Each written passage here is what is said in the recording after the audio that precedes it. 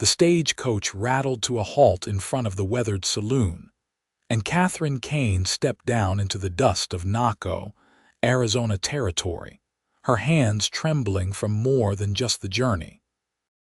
She had traveled 3 weeks from Philadelphia to escape a marriage arranged by her father to a man twice her age, a banker named Preston, who had gripped her arm so tightly during their one supervised meeting that purple bruises had bloomed across her skin like poisonous flowers. The September heat of 1883 pressed against her traveling dress, making the high collar feel like a noose. Katherine was 22 years old, possessed of dark auburn hair that fought against every pin, and green eyes that had learned to look downward in the presence of men. She carried one carpet bag containing everything she owned, and a letter of introduction to a Mrs. Henderson, who supposedly needed help in her boarding house. Naco sprawled before her, a collection of adobe buildings and wooden structures that looked like they had been thrown together by someone in a great hurry. The town sat near the Mexican border, a place where copper mining had brought rough men seeking fortune and rougher men seeking to take it from them. Dust devils danced down the main street, and the afternoon sun bleached everything the color of old bones. Katherine walked toward the boarding house, her boots crunching on the packed earth. Men lounged against buildings, their eyes following her progress with an interest that made her skin crawl. She had learned in Philadelphia that men looked at women in 2 ways, with respect or with hunger. Here she saw only hunger. "You lost, pretty bird." A man stepped into her path. He smelled of whiskey and unwashed clothes. His teeth, what remained of them, showed brown when he grinned. "This ain't no place for a lady alone. I have business here." Katherine tried to step around him, but he moved with her, blocking her way. Business? What kind of business would that be? His hand reached for her arm, and Katherine flinched backward so violently she stumbled, dropping her carpet bag. The contents spilled across the dirt. 2 dresses, a worn Bible her mother had given her before dying of consumption, a silver hairbrush, letters. The man laughed, but the sound cut short. Someone had grabbed him by the back of his shirt and lifted him nearly off his feet, turning him around with the ease of someone moving a child's toy. "The lady said she has business." The voice was deep, quiet, and somehow more threatening because of its calmness. "That means you have no business with her." Katherine looked up from where she was gathering her scattered belongings and saw him for the first time. William Parker stood well over 6 feet tall, with shoulders broad enough to block out the sun. He wore buckskin pants and a simple cotton shirt that stretched across a chest built from years of survival in the mountains. His hair, dark brown and touched with sun-lightened streaks, hung past his shoulders. A thick beard covered the lower half of his face, but his eyes were what captured her attention.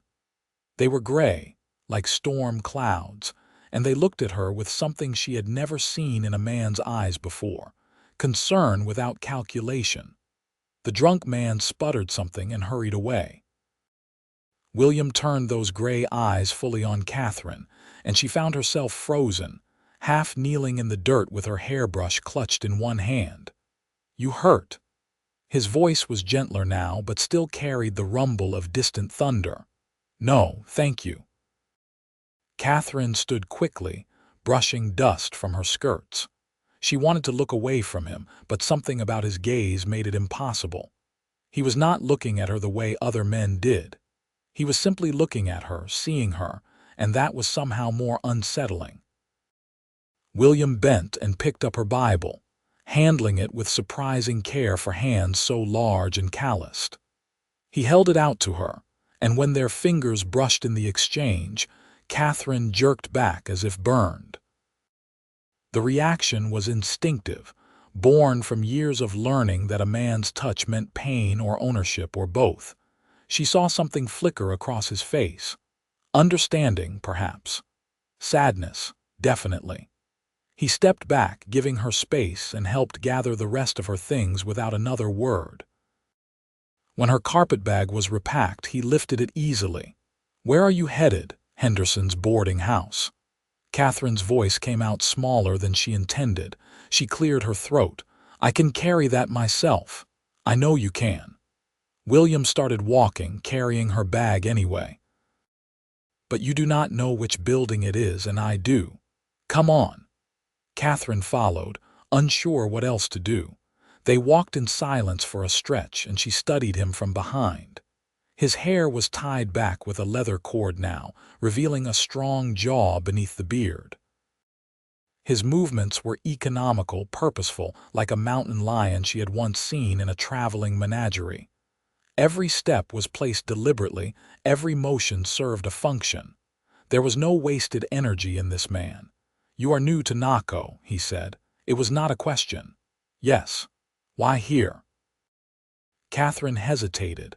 The truth seemed too complicated and too shameful. "I needed to go somewhere far away." William glanced back at her, those gray eyes sharp. "Running from something or to something, does it matter? Might." They stopped in front of a 2-story adobe building with a wooden sign that read Henderson's. "Mrs. Henderson is a good woman, fair, but she will not tolerate trouble." "I am not trouble."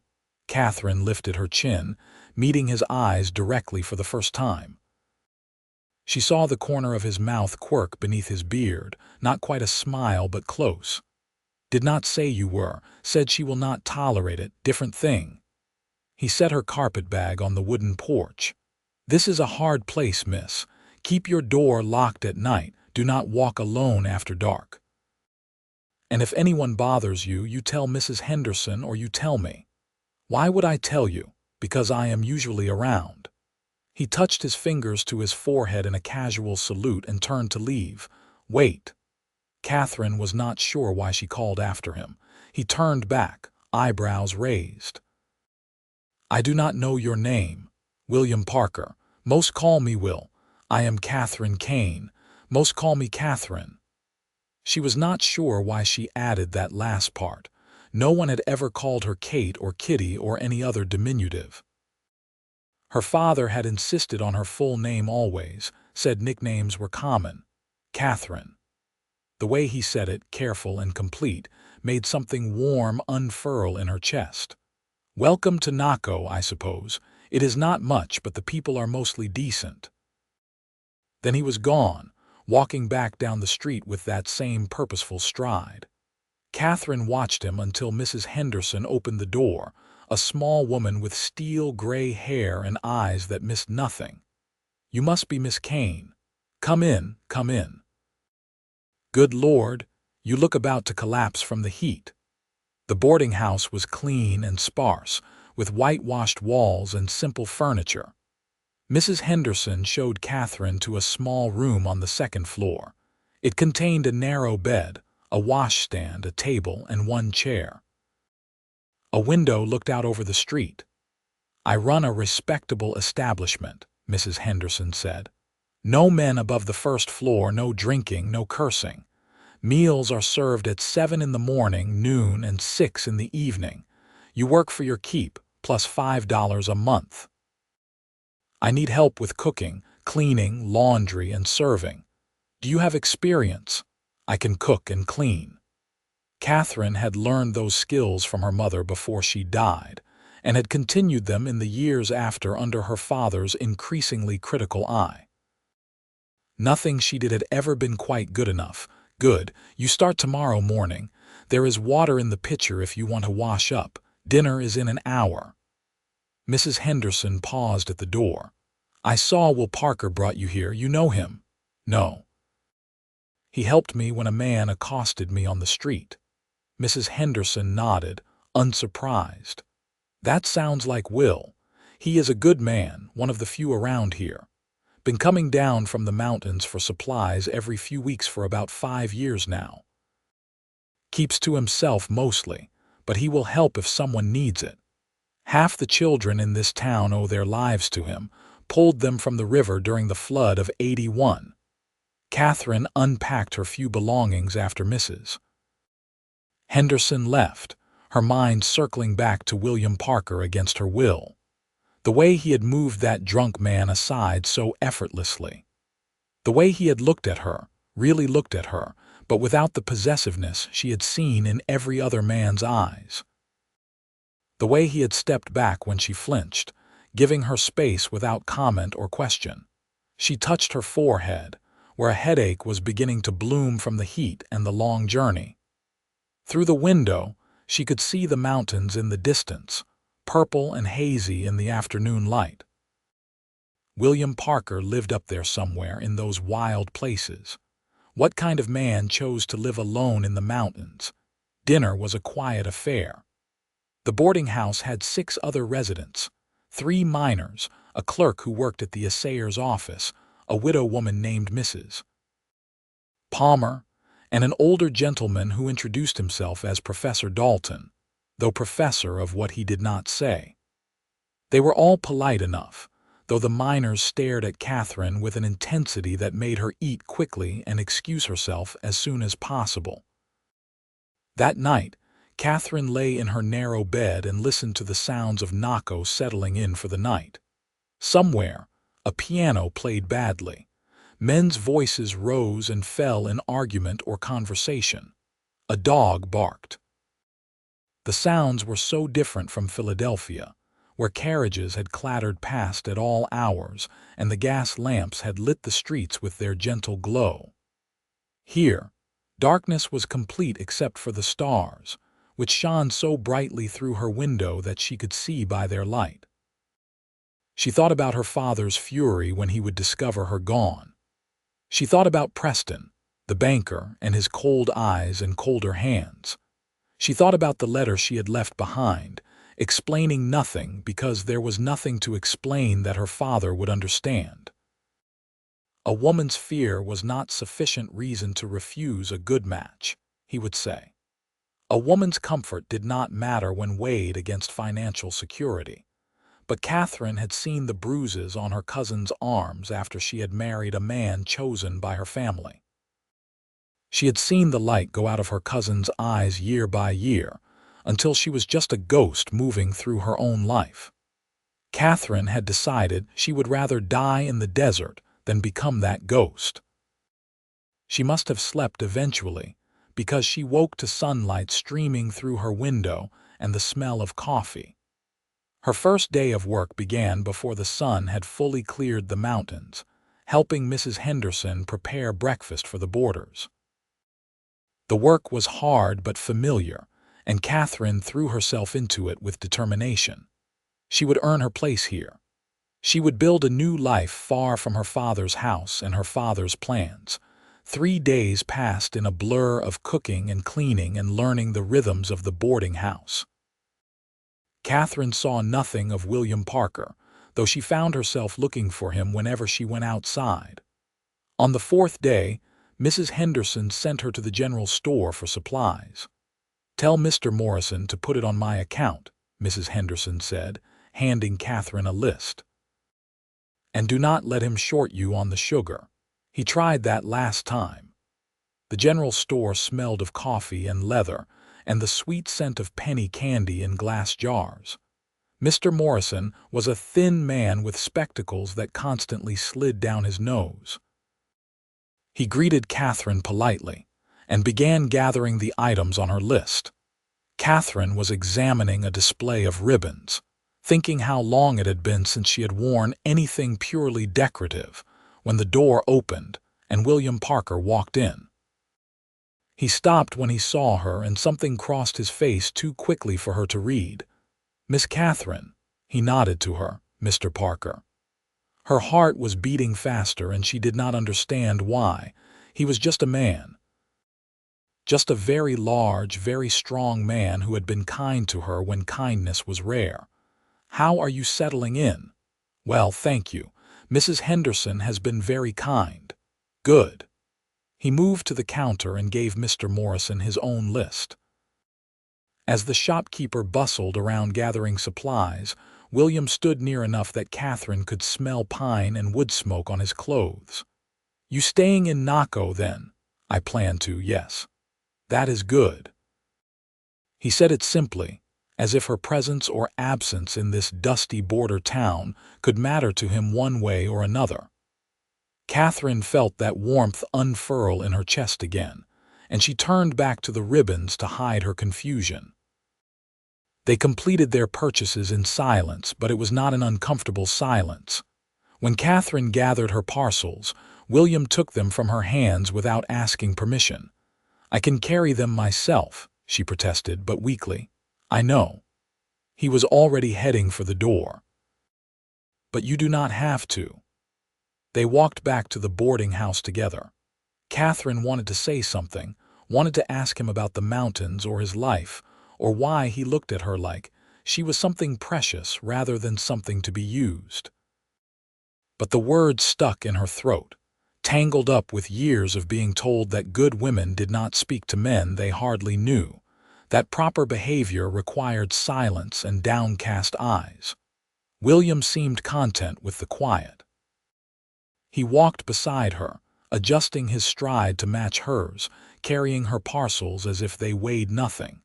When they reached the boarding house, he set everything on the porch and tipped his head to her. "Have a good day, Miss Katherine. You as well, Mr. Parker." The formality felt strange between them, but Katherine did not know what else to say. She watched him walk away, his long hair catching the sunlight, his broad shoulders carrying the weight of his own supplies with ease. Mrs. Henderson appeared at her elbow. "That man is sweet on you." Katherine felt heat rush to her face. "We barely know each other. Some things do not require much knowing." Mrs. Henderson picked up 2 of the parcels. "Well, Parker is a good man, but he is not an easy one. He has demons, that one. I can see it in his eyes. But if he is sweet on you, you could do a lot worse in this territory." "I am not looking for a man." Katherine's voice came out sharper than she intended. "I came here to get away from men and their plans for me." Mrs. Henderson's expression softened. "Ah, that kind of running away. Well, girl, you do what feels right to you, but do not close all doors just because one house caught fire. Not all buildings burn the same." The words stayed with Katherine as she went about her work that day. Not all buildings burn the same, but how could she know which ones were safe to enter? How could she trust her own judgment when her father had spent years telling her she had none? That women needed men to make decisions for them, to guide them, to control them for their own good. That evening, after the dishes were washed and put away, Katherine sat on the porch watching the sun set behind the mountains. The sky turned shades of orange and pink and purple that she had never seen in Philadelphia. The air cooled quickly once the sun dropped, a relief after the brutal heat of the day. She saw William before he saw her. He was walking down the street, and this time he was not alone. A young Mexican woman walked beside him, chattering animatedly while he listened with what might have been a smile beneath his beard. Katherine felt something sharp and unpleasant twist in her stomach. She stood quickly, intending to go inside before he noticed her, but she was too late. "Miss Katherine." William had stopped at the edge of the porch. The woman beside him was perhaps 19 or 20, with long black hair and a pretty, animated face. "This is Rosa Martinez. Her father runs the cantina down the street." "Pleased to meet you," Katherine said stiffly. Rosa's smile was warm and genuine. "Will has told me about you. You are the new lady at the boarding house, yes, from the East. You must tell me everything about the eastern cities. I have never been farther than Tucson." "There is not much to tell." Katherine did not want to like this woman, which was irrational and unfair and made her dislike herself instead. "Rosa was asking me to build some shelves for her father's cantina," William said. His eyes were on Katherine's face, and she had the uncomfortable feeling that he could read her thoughts. "I said I would do it tomorrow." "How kind of you." Katherine turned toward the door. "I should go in. Good evening." She did not wait for a response, just fled into the boarding house like the coward she was. Behind her, She heard Rosa say something in Spanish, too quick and quiet for Katherine to catch, and William's low rumble in response. Katherine went to her room and sat on her bed, angry at herself. What right did she have to feel anything about William Parker talking to another woman? He was nothing to her, and she wanted nothing to do with men. She had come here to be free, not to develop foolish feelings for a mountain man who probably had women in every town between here and Colorado. But that night, lying in bed, she could not stop thinking about the way he had said her name. Katherine, careful and complete, like it mattered, like she mattered. The next week brought a routine that Katherine found comforting. Wake before dawn, help prepare breakfast, serve the boarders, clean the kitchen, help with laundry, prepare lunch, clean again, help with dinner, clean again, sleep. The work was endless but satisfying in a way her life in Philadelphia had never been. There she had been decorative, useless, a piece of property waiting to be transferred from her father to a husband. Here, her work mattered. Mrs. Henderson relied on her. The boarders thanked her for her cooking. She was building something, even if it was just a place for herself in this dusty border town. She saw William 3 more times that week. Once in the general store, where they exchanged polite greetings and nothing more. Once walking past the boarding house with a load of lumber on his shoulder, heading toward the cantina. Once in the street, where he tipped his head to her and kept walking, his face unreadable beneath his beard. Each time, Katherine felt that strange warmth in her chest, followed immediately by cold fear. She could not afford to feel anything for any man. Feeling led to vulnerability, and vulnerability led to being hurt. She had escaped one trap. She would not walk willingly into another. On Sunday, Mrs. Henderson informed Katherine that she could have the afternoon off. "You have been working hard," the older woman said. "Go enjoy yourself. Walk around town. You cannot spend your whole life in this house." Katherine almost argued that she could and would spend her whole life in this house if that kept her safe, but she recognized the stubborn set of Mrs. Henderson's jaw. She changed into her better dress, pinned her rebellious hair into submission, and ventured out into the afternoon heat. Naco was quieter on Sundays. Many of the miners had gone into town to drink away their week's earnings, and the streets had an almost peaceful quality. Katherine walked aimlessly, enjoying the freedom of going where she pleased without anyone to answer to. She found herself at the edge of town, where the buildings gave way to desert scrub and the mountains rose in the distance. Thinking of walking into the desert, the voice behind her made Katherine jump and spin around. William stood a few feet away, his gray eyes showing concern. "Not a good idea without water and a weapon." "I was just looking." Katherine's heart was hammering, and not entirely from being startled. In the full sunlight she could see details she had missed before. The way his hair had strands of lighter brown woven through the darker. The small scar that cut through his left eyebrow. The breadth of his hands, scarred and calloused from hard work. It is pretty country if you know how to survive in it. William moved to stand beside her, looking out at the desert. "Deadly if you do not." "Is that why you live in the mountains?" "Because you know how to survive, part of it." He was quiet for a moment. "Mostly I live there because it is peaceful, no one to bother me, no one to tell me what to do or who to be." Katherine understood that more than he could know. "That sounds nice." "It is lonely sometimes, but nice." William glanced at her. "You understand that, I think, the need to be left alone." It was not a question, but Katherine answered anyway. "Yes. The man you were running from, he hurt you." Again, not a question. Katherine felt her throat tighten. "He wanted to marry me. My father arranged it." "The man was not kind. Did he hit you?" The directness of the question should have offended her, but somehow it did not. "He bruised my arm when we met, just once, but I saw in his eyes that it would not be the only time.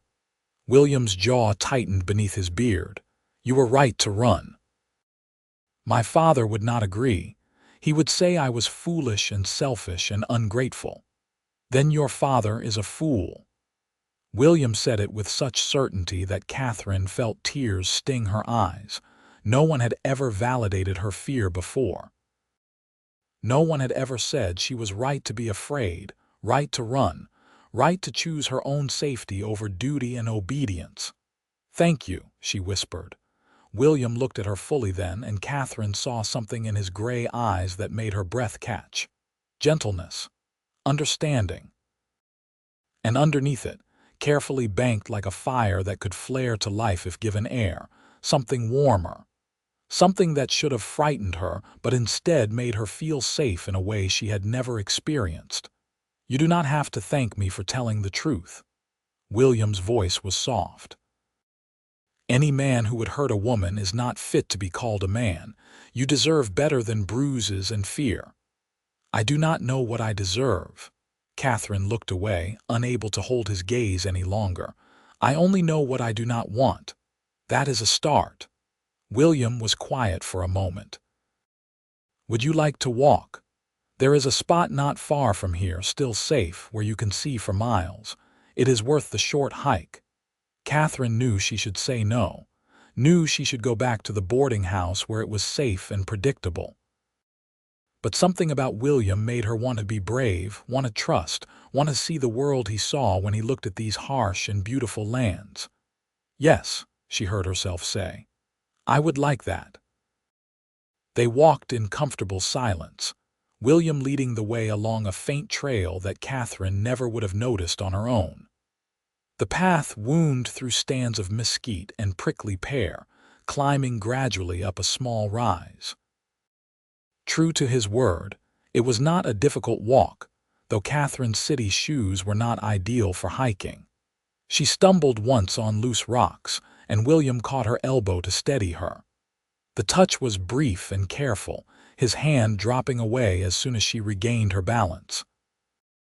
At the top of the rise, the land opened up into a view that stole Katherine's breath.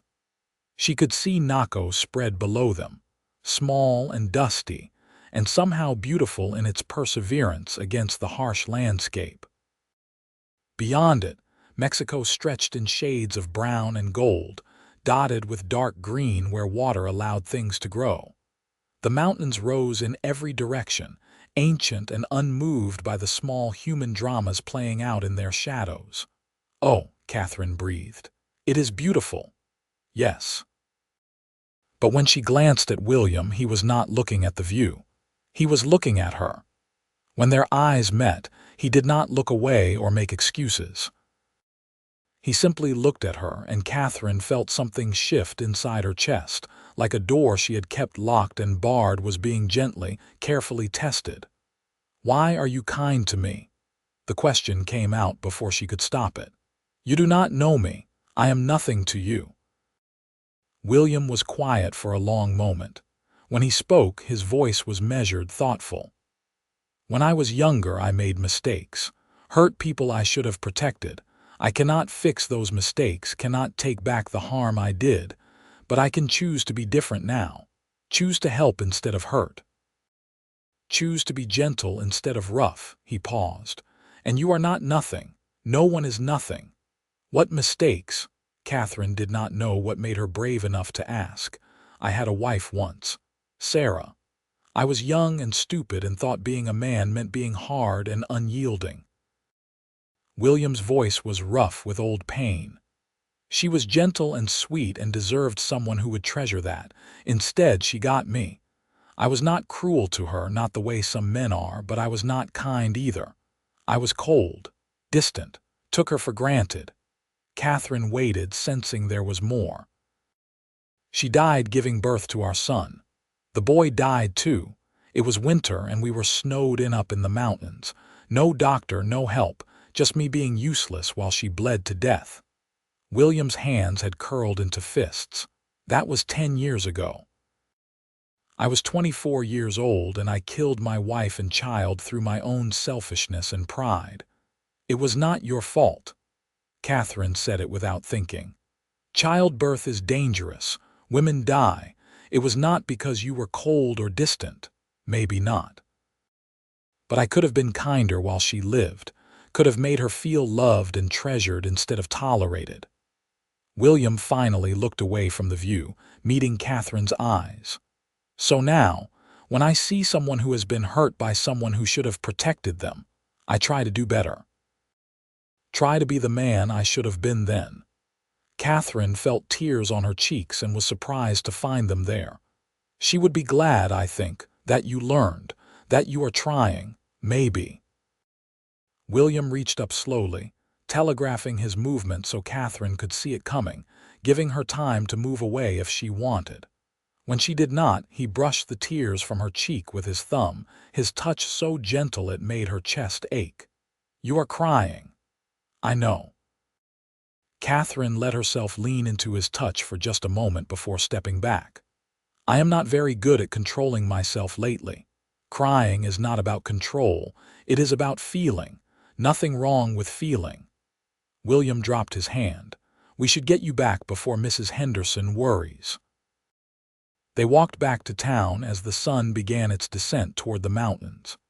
Katherine's mind was full of William's story, of his gentleness, of the way he had touched her face like she was something delicate and precious.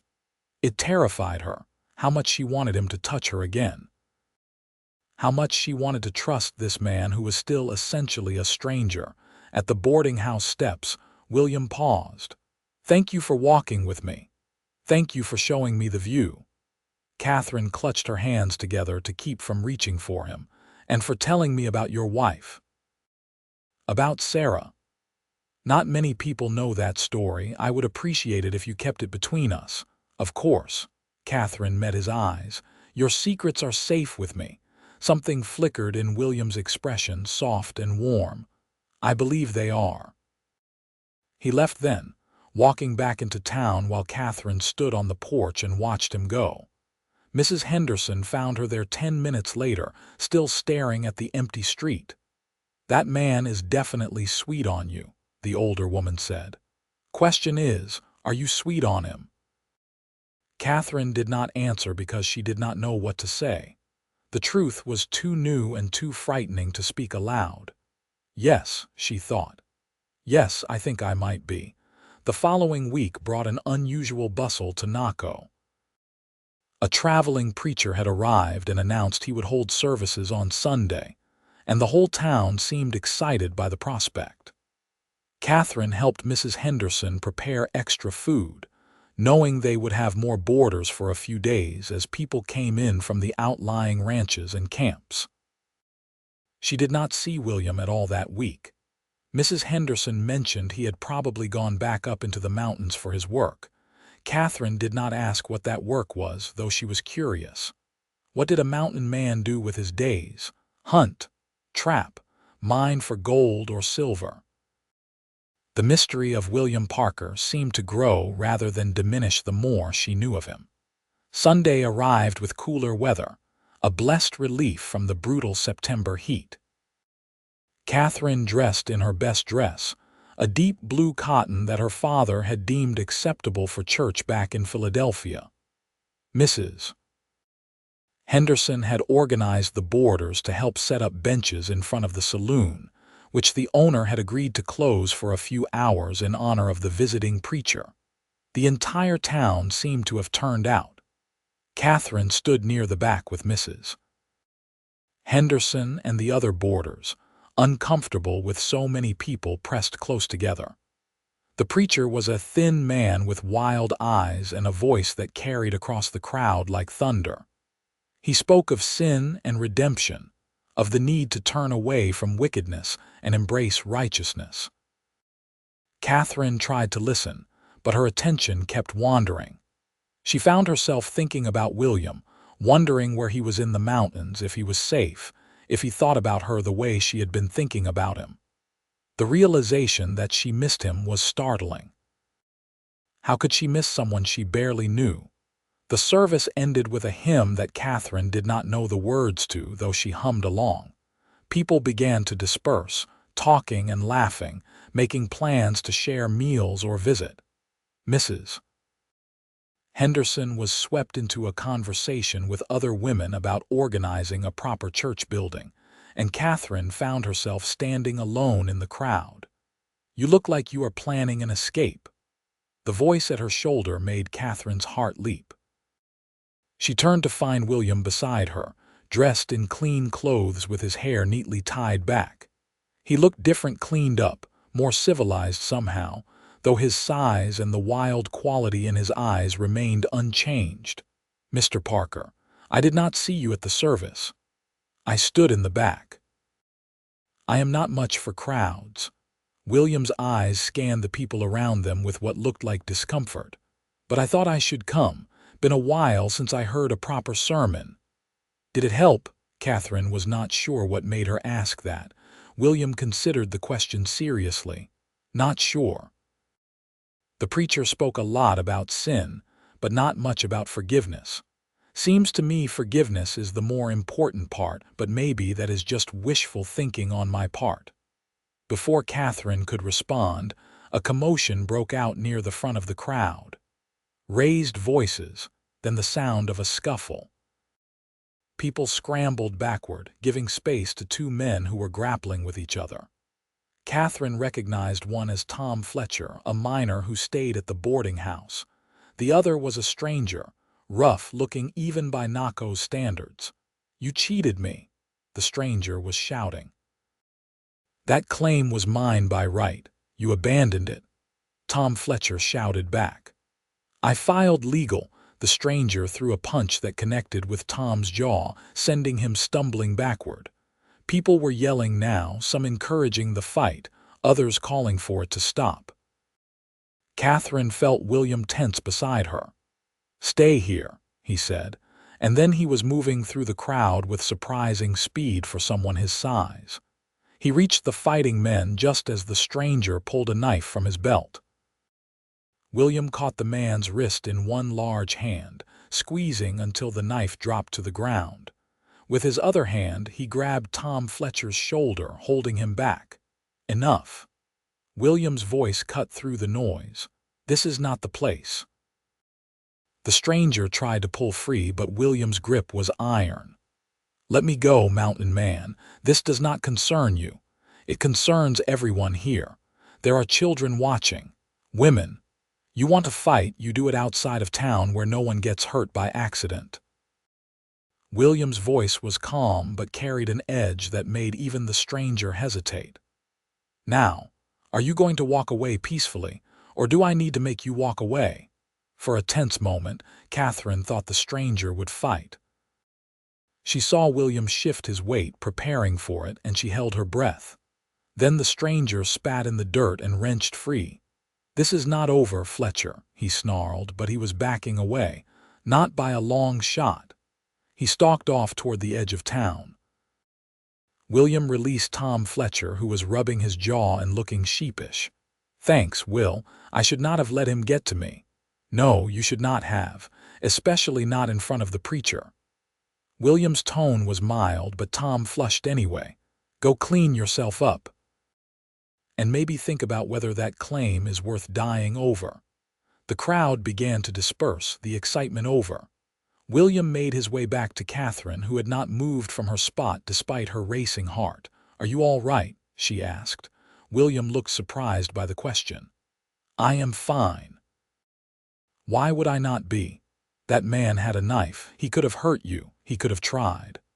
William's tone was matter-of-fact, not boastful, but I have dealt with worse than drunk miners fighting over claims. He studied her face. "You are shaking." Katherine looked down at her hands and realized he was right. "I do not like violence. Most sensible people do not."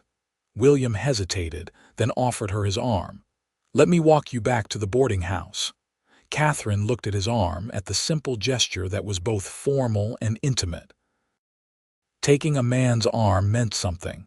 It was a public statement, a sign of connection. People would notice. People would talk. She placed her hand on his arm anyway. Through the fabric of his shirt, she could feel the solid strength of him, the muscles built from years of hard living. William led her through the thinning crowd, his pace measured to match hers. People did notice. Katherine saw Mrs. Henderson's approving nod, saw Rosa Martinez smile at them from across the street, saw some of the miners exchange knowing looks. She should have felt embarrassed or worried about her reputation, but instead she felt safe, protected. Like as long as she was beside William Parker, nothing bad could touch her. At the boarding house, William released her arm.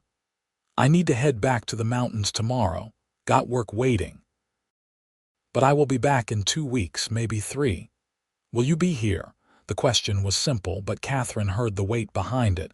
"Will you stay? Will you be here when I return? Do I have a reason to hurry back?" "Yes," she said. "I will be here." William's smile was small but genuine, transforming his bearded face into something warm and almost boyish. "Good. That is good." He left her there on the porch, but this time Katherine did not watch him walk away. Instead, she went inside, her hand still tingling from where it had rested on his arm, her heart full of a feeling she was not quite ready to name. Mrs. Henderson found her in the kitchen an hour later, supposedly preparing vegetables for dinner, but mostly staring into space. "You have got it bad," the older woman said, not unkindly. "I do not know what you mean." Katherine attacked a carrot with more force than necessary. "Yes, you do, and there is nothing wrong with it, girl. Will Parker is a good man, rough around the edges but good where it counts." Mrs. Henderson sat down at the kitchen table with a sigh. "But he is also a man who lives in the mountains alone for weeks at a time. That is not an easy life for a woman." "I am not thinking about any life with any man." Katherine's protest sounded weak even to her own ears. "I just met him." "The heart does not care about timing." Mrs. Henderson's voice was gentle. "My husband and I knew each other 3 days before we married. We had 32 years together before he passed, and I would not trade a single one of them for all the gold in California. Sometimes you just know." Katherine set down the knife and turned to face Mrs. Henderson. "I am afraid." "Of course you are.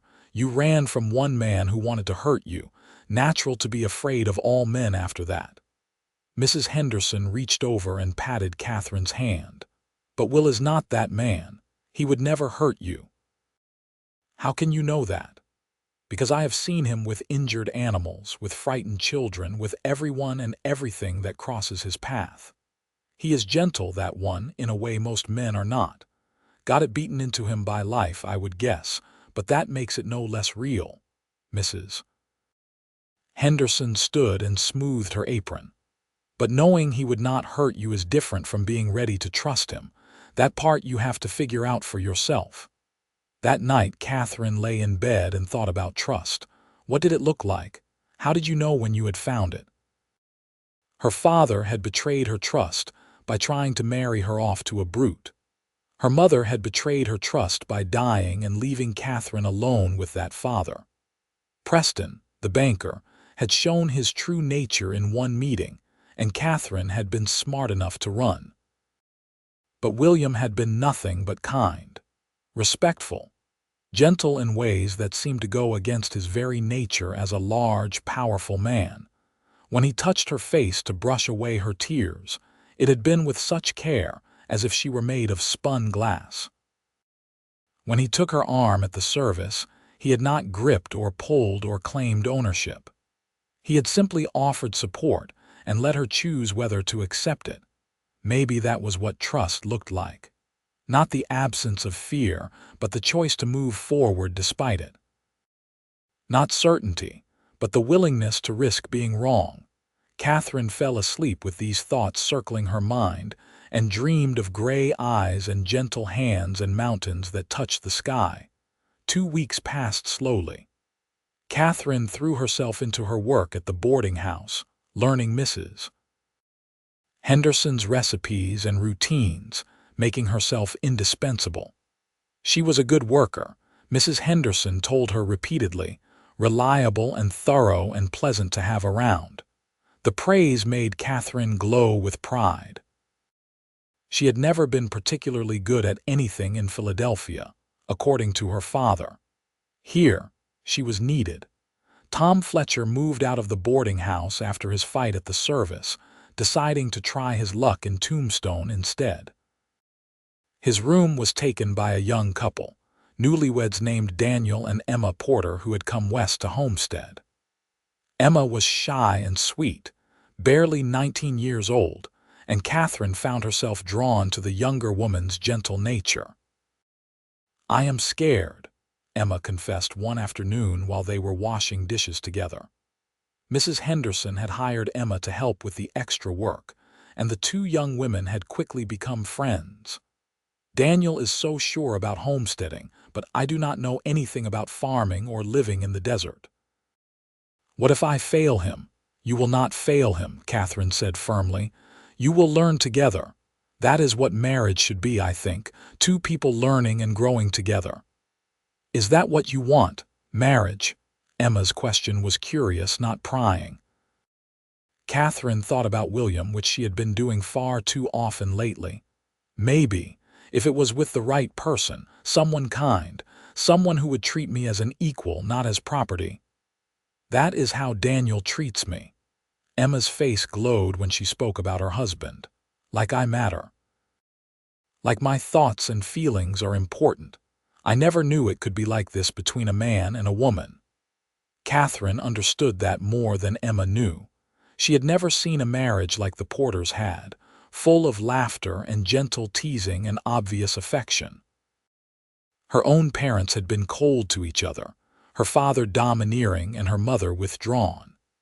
Katherine had assumed all marriages were quiet battlegrounds where women lost slowly, and men claimed victory by attrition.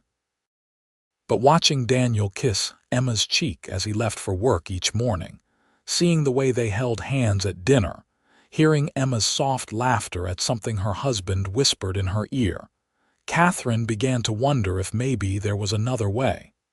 A better way. On the 15th day after William left, a storm rolled in from the mountains.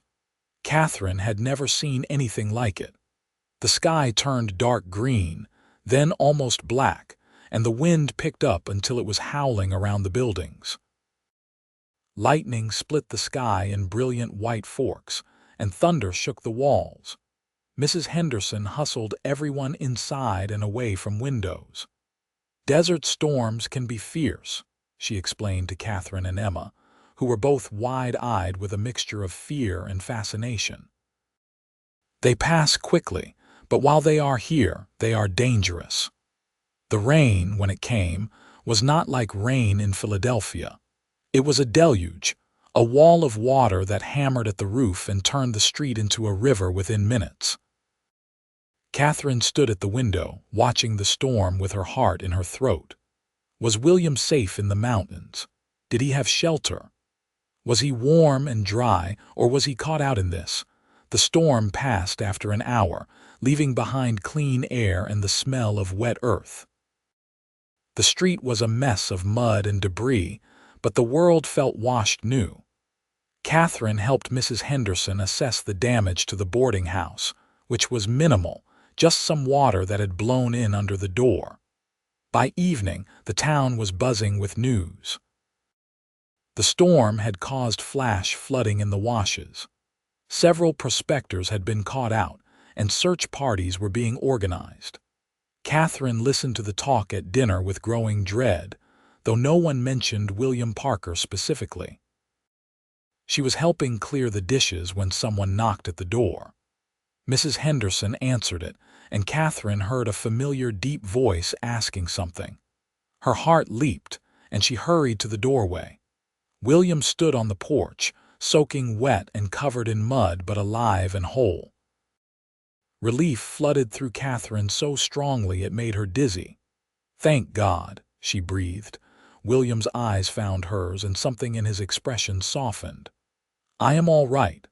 Storm caught me halfway down from the mountains, took shelter in a cave until it passed." He turned his attention back to Mrs. Henderson. "I heard there are men missing in the wash. I came to volunteer for the search party. They are meeting at the saloon in 10 minutes. Mrs. Henderson looked William up and down. "You should get into dry clothes first." "No time." William was already turning to go. "We need to find them before night falls completely." "Wait." Katherine did not know what made her call after him. He turned back, eyebrows raised. She wanted to tell him to be careful, to stay safe, to come back in one piece. Instead, she said, "Come back." It was not a request. It was not quite a command. It was something in between, a plea wrapped in two simple words.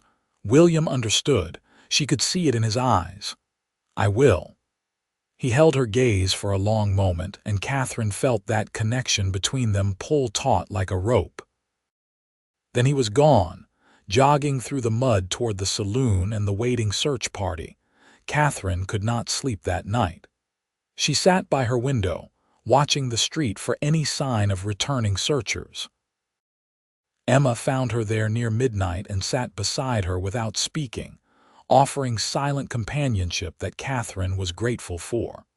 The search parties returned in groups throughout the night and into the early morning. They had found two of the missing prospectors, cold and shaken but alive. A third was dead, drowned in the flash flood. The fourth was still missing. William did not return with any of the groups. As dawn broke, Katherine felt fear coil in her stomach. Where was he? Why had he not come back, Mrs. Henderson tried to reassure her that William Parker knew these lands better than anyone, that he would be fine. But Katherine could not shake the terrible feeling that something was wrong.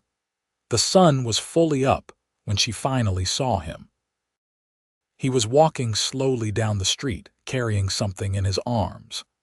As he got closer, Katherine realized it was a child, a Mexican boy perhaps 8 or 9 years old, wrapped in William's coat. She ran outside without thinking, meeting William in the middle of the street. "Is he all right?" "Whose child is that?" "Lives with his grandfather at the edge of town. Got separated during the flood trying to save their goat." William's voice was rough with exhaustion. His face was haggard, his eyes red-rimmed. "Found him clinging to a tree about 3 miles downstream. He is cold and scared but not seriously hurt." "And you?" Katherine wanted to touch him to check for injuries, but she kept her hands to herself. "Are you hurt?" "I am fine. Tired, but fine." William looked down at the sleeping child in his arms. "I need to get him to his grandfather." "Old Miguel must be worried sick." "Let me come with you." Katherine did not wait for permission, just fell into step beside William as he carried the child toward the edge of town. The boy's grandfather lived in a small adobe house that looked like it might collapse in the next strong wind. Old Miguel met them at the door, tears streaming down his weathered face. He took the boy from William with shaking hands, speaking rapid Spanish that Katherine could not follow. William responded in the same language, his accent flawless, and the old man gripped his shoulder in gratitude before carrying his grandson inside. William swayed slightly as they walked back toward town, and Katherine realized he was near the end of his strength. She took his arm, trying to offer what support she could to someone so much larger and stronger. "When did you last sleep?" she asked. 2 days ago, maybe 3. William rubbed his face. "Time gets strange when you are searching. You need rest." "I need a lot of things." William's voice was rough. Rest is one of them. They had reached the boarding house. Katherine made a decision that surprised herself. "Come inside. Mrs. Henderson has an extra room on the first floor. You can rest there." "I do not want to impose." "You are not imposing. You are accepting help, which is different." Katherine used his own words back at him and saw the corner of his mouth quirk in a tired smile. Mrs. Henderson agreed immediately, showing William to a small room off the kitchen that was usually used for storage. Katherine brought him water and soap so he could wash, then insisted he give her his muddy clothes so she could clean them. "I will hang a blanket outside your door while your clothes dry," she said firmly, brooking no argument. Sleep as long as you need." William looked at her with an expression she could not quite read. Gratitude, yes, but something else underneath it. Something warmer and more complex. "Thank you, Katherine." The way he said her name, soft and sincere, made her heart flutter. "You are welcome, William." She left him then, taking his muddy clothes to soak in a bucket. As she worked, she thought about how natural it had felt to take his arm, to insist he rest, to take care of him. When had he stopped being a stranger and started being someone important to her? She could not pinpoint the exact moment, but somewhere between their first meeting and now, William Parker had become a fixed point in her life, something she oriented herself around without quite realizing it. He slept for 16 hours straight. Katherine checked on him twice, peering around the blanket she had hung over the doorway, just to make sure he was still breathing. Each time, she found him sprawled on the narrow bed, his large frame taking up all available space, his breathing deep and even. His hair had come loose from its tie and spread across the pillow in dark waves. Asleep, he looked younger, the hard lines of his face softened. When he finally emerged, evening was falling and Katherine was helping prepare dinner. He appeared in the kitchen doorway dressed in his cleaned and dried clothes, his hair tied back again, looking rested and alert. "Something smells good," he said. Mrs. Henderson turned from the stove. "Katherine made stew. Girl is a natural cook. You staying for dinner, if I am invited?" "Of course you are invited." Mrs. Henderson waved her spoon at him.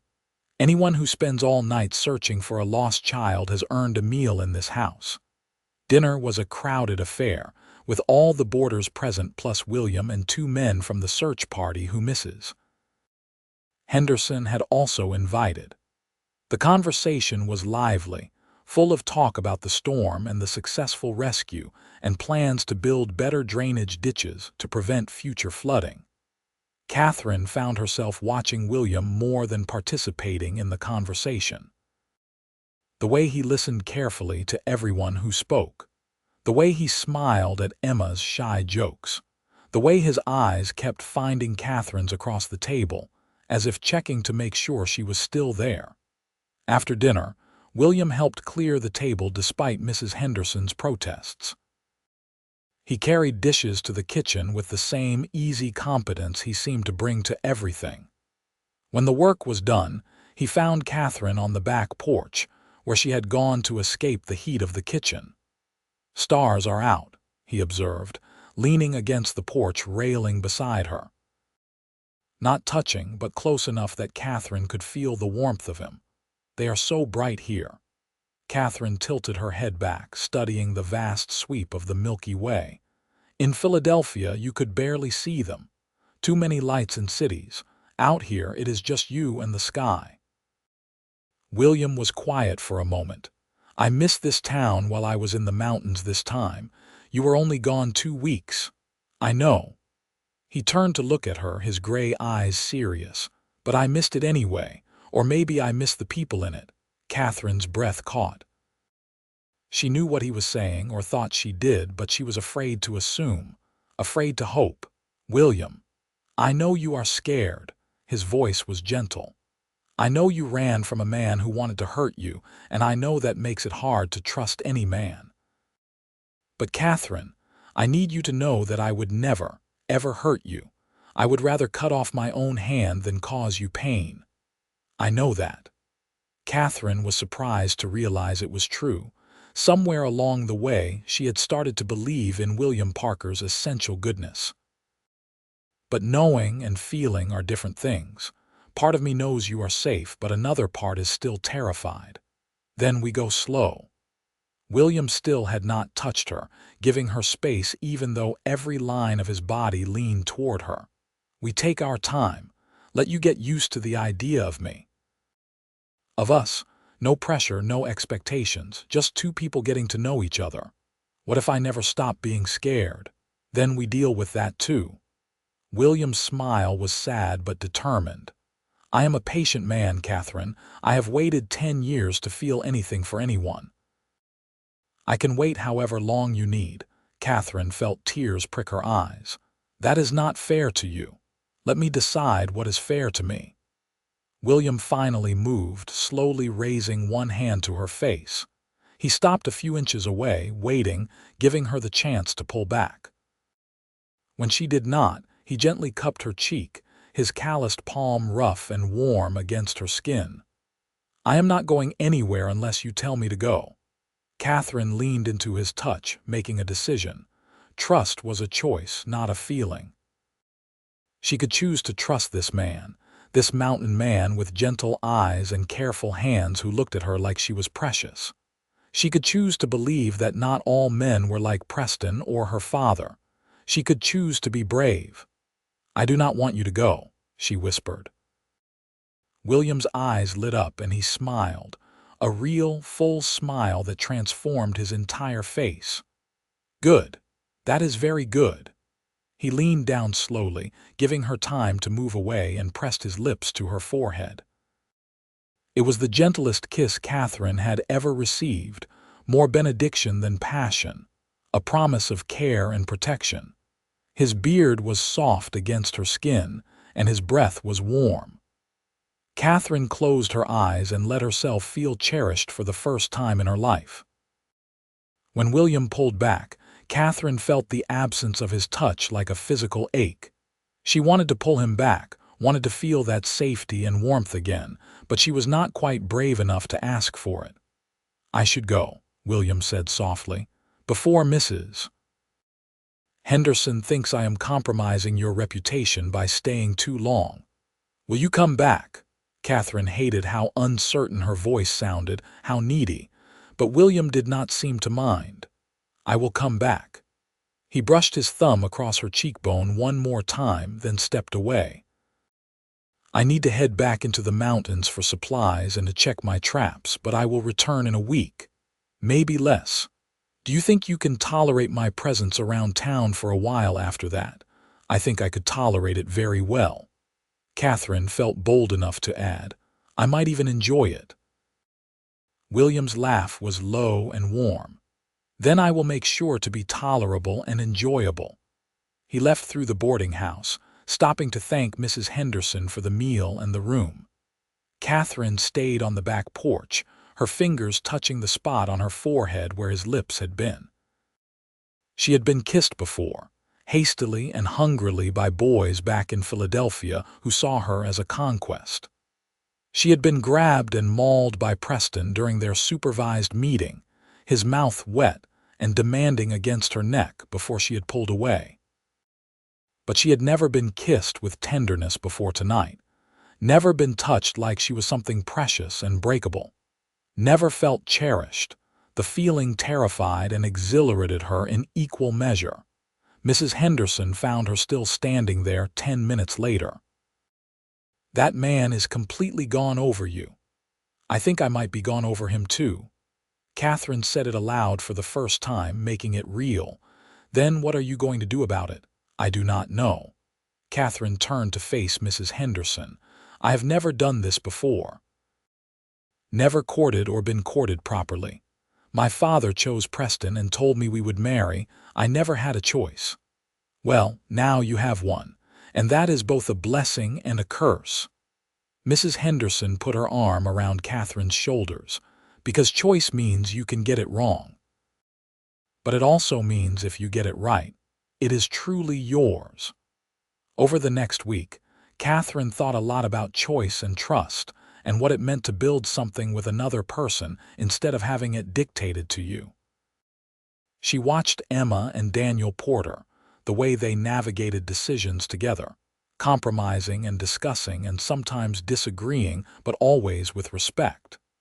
She thought about William's dead wife Sarah, and how he had learned too late to be the husband she deserved.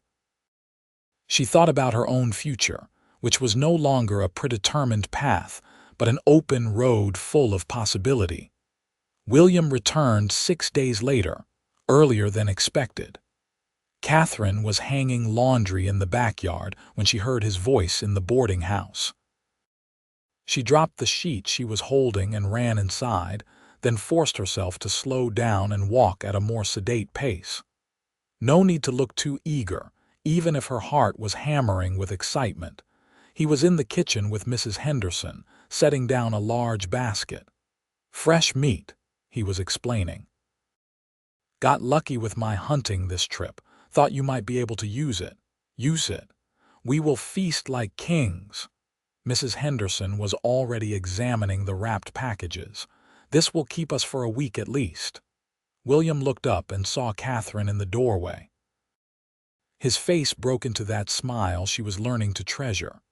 "Hello, hello." Katherine was suddenly shy, unsure what to do with her hands or where to look. "You came back early." "I did." William's eyes were warm.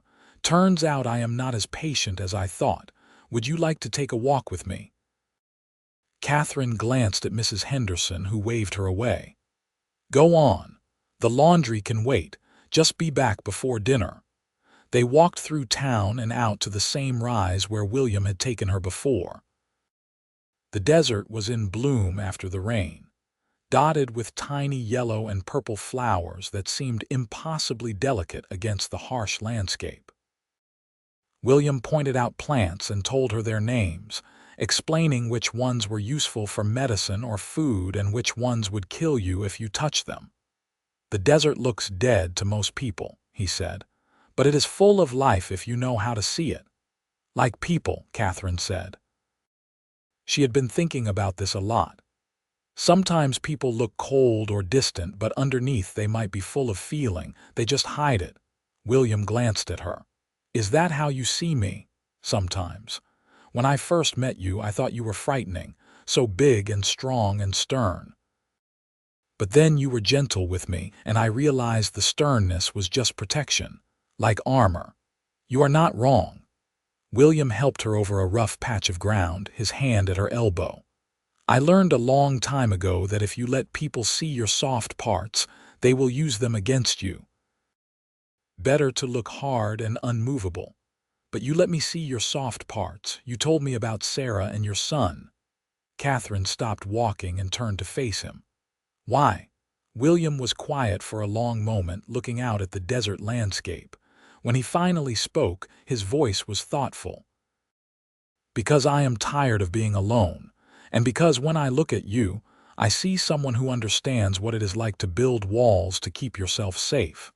I figured maybe we could be safe together instead of safe apart." The simple honesty of it took Katherine's breath away. "I would like that. Being safe together." "Yeah." William's smile was hopeful. "Yeah." Katherine felt bold enough to reach for his hand. His fingers engulfed hers, warm and calloused and strong. "But you have to be patient with me. I am trying to trust you, but sometimes old fears come back." "I can be patient." William squeezed her hand gently. "I am not going anywhere, Katherine. You are stuck with me now, whether you like it or not." "I think I like it." Katherine smiled up at him. "Though you might regret that promise when you realize how stubborn I can be. I like stubborn." William's eyes were laughing. "Stubborn means you will not let anyone push you around. That is good." They stayed on the rise for hours, talking about everything and nothing. William told her about his life in the mountains, the cabin he had built with his own hands, the animals he hunted and trapped, the long winters when he went weeks without seeing another human being. Katherine told him about Philadelphia, about her childhood with a mother who grew frailer each year, and a father who grew colder, about the suffocating feeling of knowing her life was not her own to choose. When the sun began to sink toward the horizon, William walked Katherine back to the boarding house. At the front steps, he raised her hand to his lips and kissed her knuckles, his beard brushing her skin. "Can I see you tomorrow?" he asked. "Yes." Katherine felt bold enough to add, "And the day after that if you want." "I want." William's voice was fervent. "I want all the days you will give me." He came back the next day, and the day after that, and the day after that. William Parker became a fixture around Naco, helping with repairs around town, trading his meat for other supplies and spending every spare moment with Katherine. They walked together in the evenings after her work was done. They sat on the boarding house porch and talked while the stars came out. They ate meals together at the small table in the kitchen when Mrs. Henderson invited him to stay. Katherine felt herself falling, slowly and surely, like a stone dropping through clear water. She fell in love with the way William listened when she talked, really listened, asking questions and remembering details. She fell in love with his unexpected sense of humor, the way he made her laugh with dry observations about the people and animals around them. She fell in love with his gentleness, the way he never grabbed or demanded, but always asked and waited for her consent. She fell in love with his hands, large and scarred and capable of such tenderness. He touched her carefully, always carefully, as if she might break. A hand at the small of her back to guide her around an obstacle, fingers brushing hers when he handed her something. That forehead kiss he gave her each time they parted, which Katherine had come to treasure above all other gestures. 3 weeks after his return, William asked her to come to his camp in the mountains. Just for the day, he clarified quickly, seeing her hesitation. I want you to see where I live, understand that part of my life. And if we are going to keep, well, courting, I suppose, then you should know what you might be getting into. Katherine agreed, curious and only a little nervous. They left at dawn, riding horses borrowed from the livery. William was right that she was not an experienced rider, but he chose a gentle mare and rode beside her the entire way, ready to help if she needed it. The journey took several hours, winding up into the foothills, and then higher, following trails that Katherine never would have seen on her own. The air grew cooler and cleaner, scented with pine. They saw deer and once, in the distance, a black bear that William watched calmly until it ambled away into the forest. His cabin was set in a small clearing beside a creek. It was well built, sturdy, with a stone chimney and real glass windows that must have cost a fortune to haul up into the mountains. Inside, it was neat and spare but surprisingly comfortable. William had built most of the furniture himself: a bed, a table, 2 chairs, shelves for his few possessions. It is not much, William said, watching Katherine's face anxiously, but it is home. It is beautiful, Katherine meant it. The cabin was beautiful in its simplicity, in the obvious care that had gone into every joint and beam. You built this yourself, most of it. Had help with the roof and the chimney, but yes, this is all me. William moved to the fireplace and began building a fire. It gets cold up here at night, even in summer. In winter, sometimes I am snowed in for weeks at a time. Katherine walked around the small space, taking in details. Books on a shelf, more than she would have expected. A rifle over the door, well maintained. Furs on the bed that William had trapped and cured himself. On the table, a small carved wooden figure of a deer, exquisitely detailed. Did you make this? She picked up the deer, turning it in her hands. I carve sometimes. Gives me something to do in winter when I cannot be outside. William sounded embarrassed. Not much good at it, but it passes the time. It is beautiful. Katherine set the deer down carefully. You are very talented. William shrugged, uncomfortable with the praise. He finished with the fire and stood, brushing off his hands. I thought we could eat lunch here. Then I will show you around the area. There is a waterfall about a mile from here that is worth seeing. They ate bread and cheese and dried meat, sitting at William's table, and Katherine tried to imagine what it would be like to live here full time.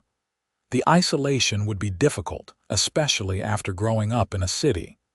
But there was also something appealing about it: the peace, the simplicity, the absence of expectations and social obligations. After lunch, William took her to the waterfall. It was exactly as beautiful as he had promised, tumbling down rocks into a clear pool surrounded by ferns and moss. The sound of it filled the air, drowning out all other noise. "I come here when I need to think," William said. "Something about moving water helps clear my head." Katherine sat on a flat rock near the pool, and William sat beside her. Their shoulders touched, and Katherine leaned into him slightly, enjoying the solid warmth of his presence. "I need to tell you something," William said after a while, "and I want you to really hear it." Katherine's heart clenched with sudden fear. "What is it?" "I love you." William said it simply, without drama or flourish. "I know it is fast. I know we have not known each other long. But I love you, Katherine Kane. You are brave and strong and beautiful, and every day I spend with you makes me want more days. I love the way you laugh. I love the way you think. I love the way you are learning to trust me even though I know how hard that is for you. I love you." Katherine felt tears spilling down her cheeks. No one had ever said those words to her before. Not her mother, too sick and tired to express affection. Not her father, who viewed emotions as weakness. Not any of the boys who had tried to court her in Philadelphia, who wanted to possess her but not know her. "I do not know what to say." Katherine's voice shook. "No one has ever told me they loved me before. You do not have to say anything." William reached up and brushed away her tears with his thumb, that gesture she had come to associate with safety and care. "I just needed you to know. No pressure, no expectations, just the truth. I think I love you too." Katherine had to force the words out. Years of conditioning telling her that women did not speak so boldly, that emotions were meant to be hidden and controlled. "I am not sure because I do not know what love is supposed to feel like. But when I am with you, I feel safe and happy and like maybe I could be myself without being punished for it. If that is love, then yes, I love you." William's smile was bright enough to rival the sun. He cupped her face in both hands, cradling it gently, and Katherine knew he was going to kiss her. Not her forehead this time, but her mouth. She had time to pull away if she wanted, time to say no, time to retreat behind her walls. She did not pull away. She lifted her face to his and met him halfway. His lips were soft beneath his beard, gentle and questioning. The kiss was sweet and unhurried, a conversation without words. Katherine felt something inside her chest crack open, letting in light she had not known she was missing. When they finally pulled apart, both breathless, William rested his forehead against hers. "Marry me." Katherine laughed, surprised. "We just admitted we loved each other. Is not this a bit fast? Maybe. Probably." William was smiling. "But I am not getting any younger, and I know what I want. I want you. I want to build a life with you. I want to wake up next to you every morning and fall asleep beside you every night. I want children with you if you want them. I want to grow old watching the desert sunset from a porch we built together. I want all of it, Katherine. With you." Katherine's heart was racing. Part of her wanted to say yes immediately, to leap into this future William was painting with his words. But another part, the scared part, the part that had learned caution from hard experience, hesitated. "I need time," she said finally. "Not to decide if I love you, I know I do. But to be sure I am making this choice for the right reasons. I ran from one marriage. I need to be certain I am running toward this one, not just away from that one." William pulled back, meeting her eyes. "That is fair. That is smart. Take all the time you need. Really, you are not angry." "Why would I be angry? You are being honest with me. That is all I want." William stood and offered her his hand. "Come on. We should start heading back before it gets dark. These trails are tricky at night." They rode back to Naco as the sun set, painting the desert in shades of gold and orange and deep purple. William left her at the boarding house with one of his forehead kisses and a promise to see her the next day. Mrs. Henderson was waiting in the kitchen, pretending to be busy with dishes but clearly waiting for news. Katherine told her everything: the cabin, the confession of love, the proposal. And you said you needed time. Mrs. Henderson nodded approvingly. Good girl. Never rush into something as important as marriage, even if your heart is sure. Give your head time to catch up. What if my head never catches up? What if I am always too scared to take the leap? Then Will Parker will wait, because that is the kind of man he is. Mrs. Henderson set down her dish towel and looked Katherine in the eye. But I do not think you will be scared forever. I think you are already braver than you know. You ran away from everything you knew to save yourself. That takes courage. Accepting happiness when it is offered takes courage too, but it is a different kind. You will find it. Katherine spent the next week thinking, watching the Porters with their easy affection, talking with Mrs. Henderson about marriage and partnership, and spending time with William. He did not mention his proposal again, did not press her or push her. He simply continued being himself, kind, attentive, gentle. One afternoon, a man arrived at the boarding house asking for Katherine by name. Mrs. Henderson came to find her in the kitchen, her face worried.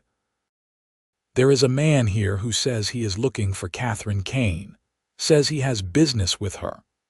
Katherine's blood ran cold. Had her father found her? Had Preston come to claim her? She forced herself to walk calmly to the front room, though her legs felt like water.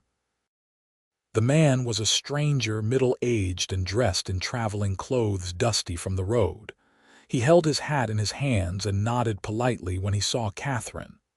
Miss Kane, I am sorry to bother you, madam. My name is Thomas Wright. I am an attorney from Philadelphia. Katherine's hands clenched into fists. My father sent you, in a manner of speaking. I am here to inform you that your father, Harold Kane, passed away 6 weeks ago, heart failure. I have been searching for you since then to settle his affairs. The world tilted. Katherine sat down hard in the nearest chair. Her father was dead. The man who had controlled her life for 22 years, who had tried to sell her like property to Preston, who had made her mother's life a misery until she had died just to escape him, was gone. Miss Kane, are you all right? Mr. Wright looked concerned. I do not know. Katherine looked up at him. What affairs need settling? Your father left everything to you, his house, his investments, all his property. You are a wealthy woman, Miss Kane, quite wealthy. Katherine started to laugh. She could not help it. The absurdity of it was too much. She had run away with nothing, prepared to work for her keep for the rest of her life. And now she was rich. Free and rich, and her father was dead, which meant Preston had no claim on her even if he tried to find her. The laughter turned to sobs, and she buried her face in her hands. She heard Mrs. Henderson dismiss the attorney, heard him say he would return tomorrow with papers for her to sign. Felt Mrs. Henderson's arm around her shoulders, guiding her upstairs to her room. It is all right, child. Let it out. Katherine cried for her mother, who had deserved so much better than the life she had gotten. She cried for her younger self, frightened and controlled and believing she had no choices. She cried for the years wasted being afraid. And finally, she cried in relief because she was free. Truly free. Her father could never hurt her again. William found her an hour later. Mrs. Henderson had sent someone to fetch him, and he had come immediately. He sat on the edge of her bed and waited until the storm of tears had passed, then offered her his handkerchief. Mrs. Henderson told me, he said quietly. About your father, I am sorry. I am not. Katherine wiped her eyes. Is that terrible, that I am glad he is dead? No, some people make the world worse just by being in it. Sounds like your father was one of them. William's voice was matter of fact. You are allowed to feel however you feel. There is no right or wrong way to grieve, and there is no requirement to grieve someone who hurt you. Katherine looked at this man, this wonderful, understanding man who never told her what to feel or how to act, and made her decision. the one her heart had made weeks ago but her head had been too scared to accept. "I will marry you," she said. William blinked. "What?" "I will marry you, if the offer is still open. I love you and I want to build a life with you, and I know I might still get scared sometimes, but I also know that you will be patient with me. So yes, I will marry you." William's face went through several emotions in quick succession: surprise, joy, uncertainty. "Katherine, you just found out your father died. You are not thinking clearly. Maybe we should wait until—" "No." Katherine took his hand in both of hers. "I have been waiting my whole life for my life to start, for someone to tell me I was allowed to want things, to choose things, to be happy. But no one is going to give me permission. I have to give it to myself. And I choose you, William Parker. I choose us. I choose to be brave enough to accept happiness when it is offered." William searched her face, looking for doubt or uncertainty. Whatever he saw there satisfied him, because he smiled and pulled her into his arms, holding her close against his chest. Katherine could hear his heart beating, strong and steady, and she felt safe in a way she had never experienced before. "We will do this right," William said into her hair. "Proper courting, public announcement, time for you to be sure. I want everyone to know you chose me, that I did not push you or rush you. I want you to have no regrets." "I already have no regrets." Katherine pulled back enough to see his face. "But we can do it properly if that makes you feel better." William laughed and kissed her forehead, then her nose, then finally her mouth, sweet and gentle and full of promise. "I love you, Katherine Kane. I am going to spend the rest of my life making sure you know it." True to his word, William courted Katherine properly over the next 2 months. He asked Mr. Wright, the attorney, to stay in Naco as a character reference. He asked Mrs. Henderson and the mayor and the preacher to attest that he was a man of good character, and that Katherine was entering into the marriage of her own free will. He wanted no whispers, no rumors that he had pressured her or taken advantage of her vulnerability.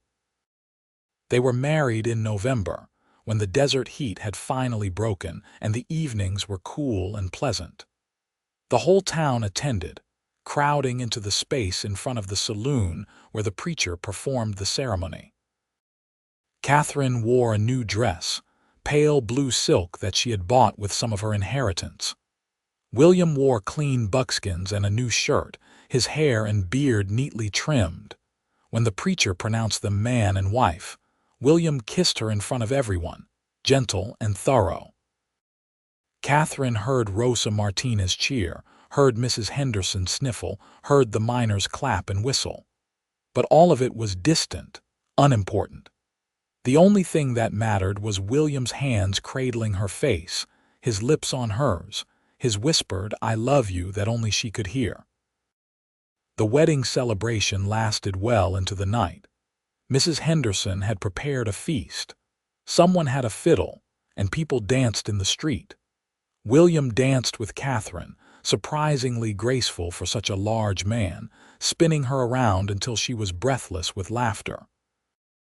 Late in the evening, they slipped away from the celebration and walked to a small house at the edge of town. William had bought it as a wedding present, a place for them to live when they came down from the mountains for supplies or to escape the harsh winter. It was simple but sturdy, with 2 rooms and a real floor and windows that shut tight against the cold. "I know it is not much," William said as he carried Katherine over the threshold, "but I thought you might want a place in town too, so you are not isolated all the time in the mountains." "It is perfect," Katherine kissed him. "You are perfect." That night, William loved her with the same gentleness and care he had shown since they met. He took his time, checking in with her, making sure she was comfortable and happy.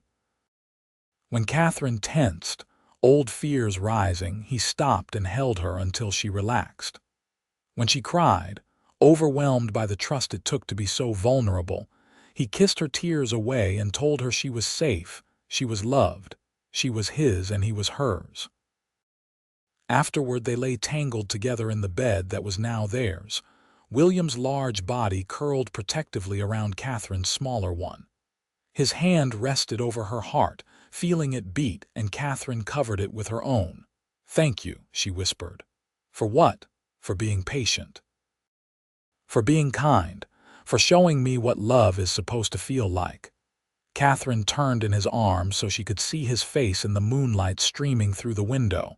"For choosing me. You chose me too." William brushed hair away from her face.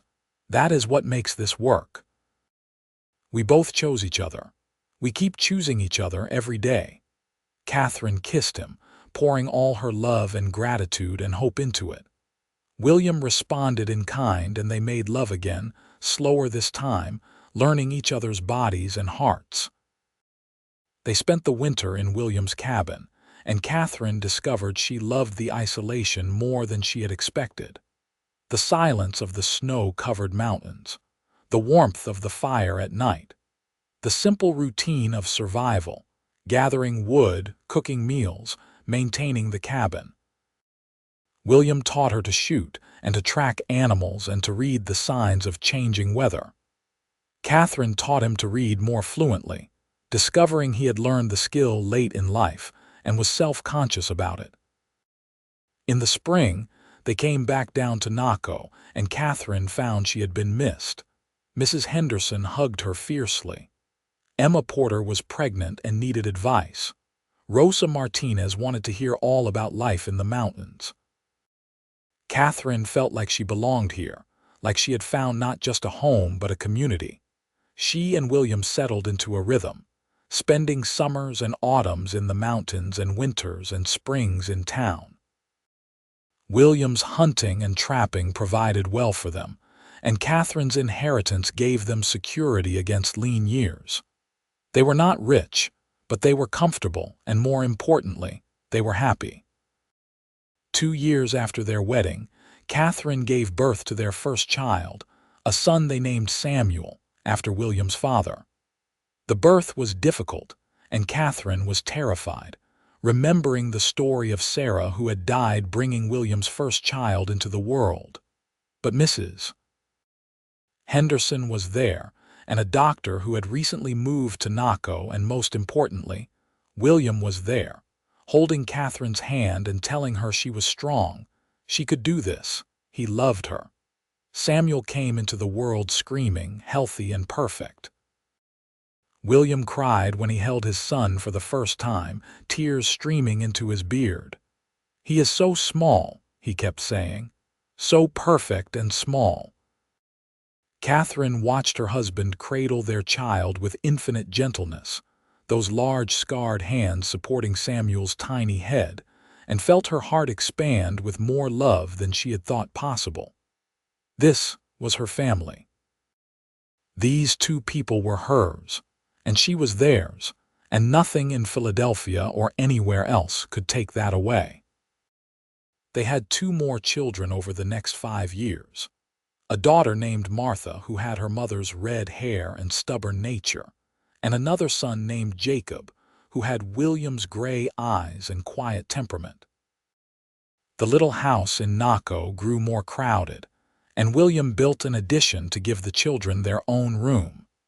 The cabin in the mountains became a summer retreat, a place where the whole family would go to escape the desert heat.